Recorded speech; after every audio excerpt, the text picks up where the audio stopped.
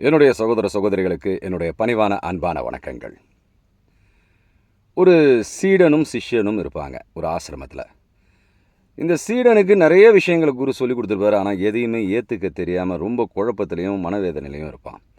குருக்கிட்ட வந்து, ஐயா நீங்கள் எவ்வளவோ சொல்லி தரீங்க, இருந்தாலும் எனக்கு அதை கேட்டு செயல்படுத்தக்கூடிய மனப்பக்குவம் இல்லை. ஏன்னா என்னுடைய மனம் கடந்த காலத்தையும் இல்லை எதிர்காலத்தையுமே நினச்சிட்டு இருக்கு. கடந்த காலத்தில் நடந்த விஷயங்கள், குழப்பங்கள், வேதனைகள் இதையே ஞாபகப்படுத்திக்கிட்டு இருக்கு. இல்லை இதை வச்சு எதிர்காலம் என்ன ஆகிடுமோன்ற பயத்தை வேற எனக்கு கொடுக்குது. இதுலேருந்து நான் உடனடியாக எனக்கு நிவாரணம் கிடைக்க ஏதாவது ஒரு எளிய வழி, என் மரமண்டைக்கு உரைக்கிற மாதிரியான வழியை சொல்லிக் கொடுங்கன்னு குருக்கிட்ட கேட்பான். குரு உடனே என்ன பண்ணுவார், ஒரு கிளாஸில் கண்ணாடி டம்ளரில் தண்ணியை நிரப்புவார். அதாவது அரைவாசி அரை டம்ளர் நிரப்புவார்.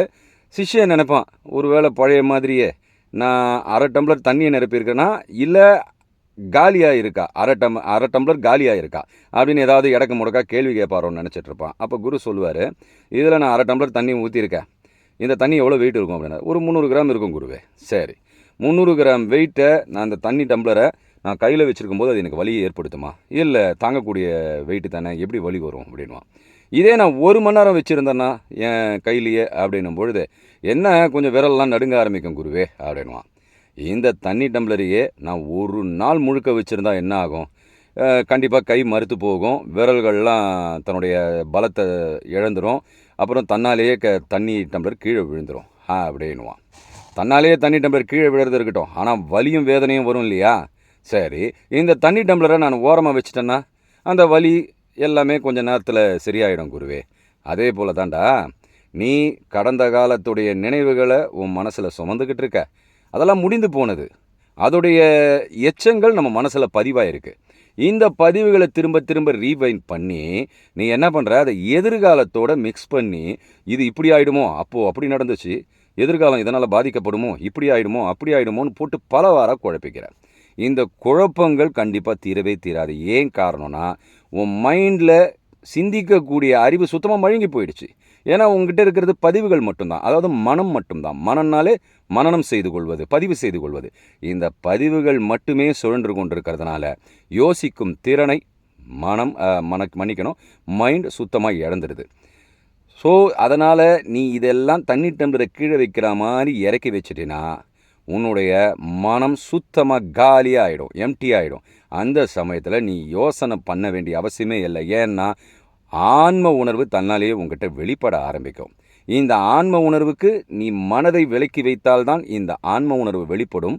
இந்த குழப்பங்கள் எல்லாம் தீர்றதுக்கான வழியும் உனக்கு கிடைக்கும்னு சொல்லுவார். அதே போல் தாங்க நாமளும் நம்மளை சுற்றி குழப்ப வலைகளை சிக்கிக்கிட்டு இருக்கோம். அந்த வலைக்குள்ளே சிக்கிக்கிட்டு இருக்கோம். சிலந்தி வலை எப்படி பின்னப்பட்டு அதில் பூச்சி வந்து சிக்கிதோ அது மாதிரி சிக்கிக்கிட்டு இருக்கோம். இந்த குழப்பங்களும் வேதனைகளும் நம்மளுடைய பதிவுகள், அதாவது ஏதோ ஒரு அனுபவத்தை பெற்றோம், அந்த அனுபவத்தில் அது பாசிட்டிவாகவும் இருந்திருக்கலாம், நெகட்டிவாகவும் இருந்திருக்கலாம். அதை பற்றி சிந்தனை கொள்றதுனால என்ன லாபம்? கடந்த காலம், முடிஞ்சு போன காலம், இறந்த காலம். இறந்து விட்டதுன்னு அதுக்கு பேரே அதான், இறந்த காலம். வரப்போகிற காலம் நமக்கு தெரியாது. நம்ம குழந்தையாக பிறகுறோம். இந்த குழந்தையாக பிறக்கும்போது நம்மளுடைய எதிர்காலம் இப்படி இருக்க போது, இந்த வேலையை செய்ய போகிறோம், இதெல்லாம் நடக்க போகுதுன்னு நம்ம நினச்சி பார்க்க முடியுமா? நினச்சி பார்த்தா தான் அது போல் நமக்கு ஞானம் இருக்கா? அது பாட்டுக்கு நடக்குது இல்லையா? இந்த காலம் வரைக்கும் நம்ம வாழ்ந்துட்டு தானே இருக்கோம். அதே போல் இந்த தாய் வயிற்றில் தான் பிறப்போம்னு நம்ம தேர்ந்தெடுத்து பிறக்கிறோமா? நான் பணக்காரன் வீட்டில் பிறக்க போகிறேன், ராஜா வீட்டில் பிறக்க போகிறேன், மந்திரி வீட்டில் பிறக்க போகிறேன்னு நினைக்கிறோமா? கிடையாது. பிறப்பு என்பது அதுவாக நிகழ்கிறது. அதுபோல் வாழ்க்கையும் நிகழ்வது. இந்த நிகழ்காலத்தில் நாம் இருக்கும் பொழுது மட்டும்தான் நம்மளுடைய ஆன்ம உணர்வு வெளிப்பட்டு நமக்கான வழிகளை அதுவே ஏற்படுத்தி கொள்ளும். நம்மளை சுற்றி நிறைய உயிரினங்கள் இருக்குங்க. நாம் மட்டுமே இந்த இடத்துல உயிரினங்கள் கிடையாது.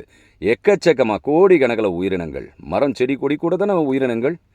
ஸோ இப்படிப்பட்ட சூழ்நிலையில் நம்ம வாழ்ந்துட்டு இருக்கும்போது இந்த பின்னி பிணையப்பட்ட இந்த வலையானது நம்மளை நிச்சயமாக குழப்பத்தில் தான் ஆழ்த்தும்.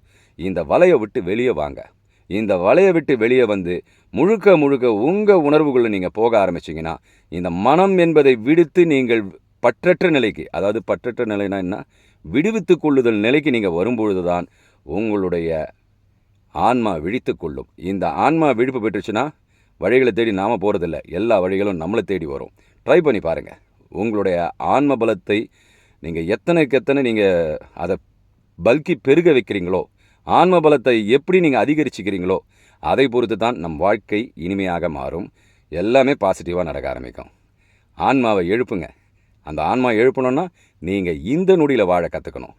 போன நொடியும் நமக்கு தேவையில்லை, வரப்போகிற நொடியும் தேவையில்லை. இந்த நொடி உயிர்ப்பு. இந்த உயிர்ப்பு தன்மையில் இருந்தால், ஏன்னா ஆன்மா இந்த நொடியில் நிகழ்ந்து கொண்டிருப்பது தான் ஆன்மா. இந்த நிகழ்ந்து கொண்டிருத்தல் இருக்கும் பொழுது ஆன்மாவும் நீங்களும் மெர்ஜாயிடுவீங்க.